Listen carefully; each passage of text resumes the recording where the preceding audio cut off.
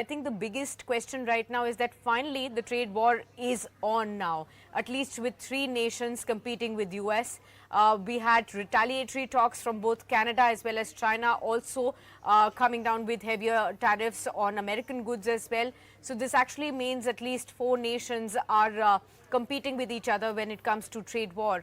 What does it really mean? Of course, globally, the economy is something which is susceptible, but particularly for India, what does it mean, sir? Yeah, certainly. Uh, Definitely, India cannot be expected to, get exempted from this meltdown, which was caused by tariff war. Uh, but I believe our markets have overreacted for this trade tariff war. Of course, apart from tariff war, it was also due to the bubble in many small and mid-cap stocks. Now, coming back to the global event. Now, you look at the history. If you look at the history, definitely US cannot prolong with this trade war for even medium term. I mean, even 6 months to 1 year, it is very difficult for US to carry on. Obviously, they needed this tariff protection because their trade deficit is widening. China alone generated $361 billion of trade surplus from doing trading with US in calendar year 24. So at that rate, the day will come, China can even generate $1 trillion of surplus from US alone. That would weaken in relative terms US economy, which would be in great difficulty. But however, options are limited for the US economy also. They cannot continue forever because if you look back the history, so whenever the trade was increased, it brought down the global growth. So including the US economic growth. And then there are two interesting data points which have come in the last 1 week from US economy as per the global media, reported media. One, the consumer spending started going down as the cost of imported goods, inflation is going up. And second, very interestingly, like India, like SME, MSME, how they contribute in India, it is reported that almost half of the businesses are done by the small businesses. Half of the economic activities are from the small businesses in manufacturing in US. And they already reported, the narrowing down of margin and the difficulty of meeting the input cost.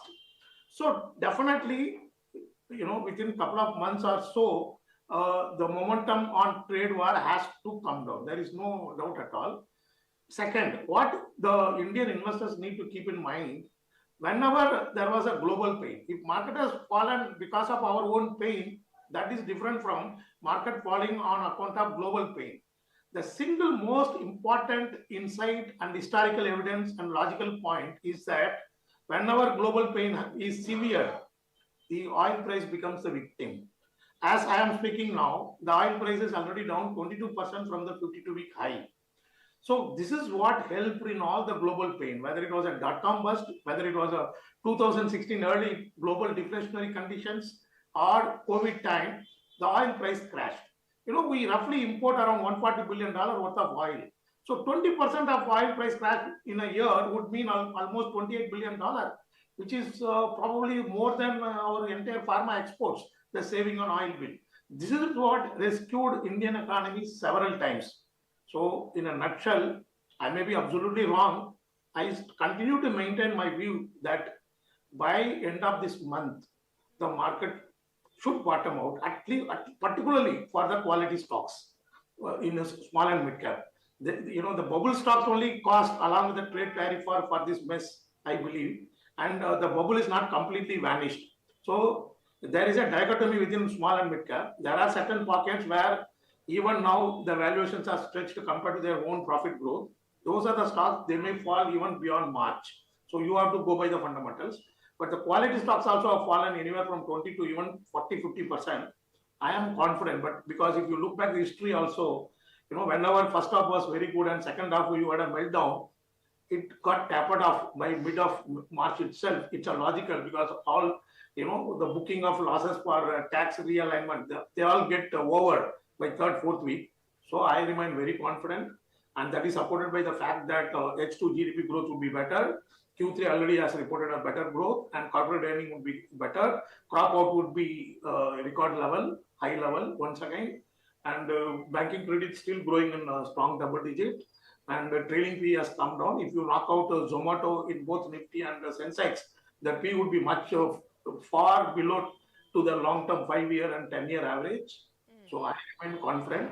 My risk to my view, by any chance the US takes on India as a enemy in economic domain, or monsoon fails miserably, then I would be wrong. Otherwise, I am 100% confident of market recovery by end of this month or in April.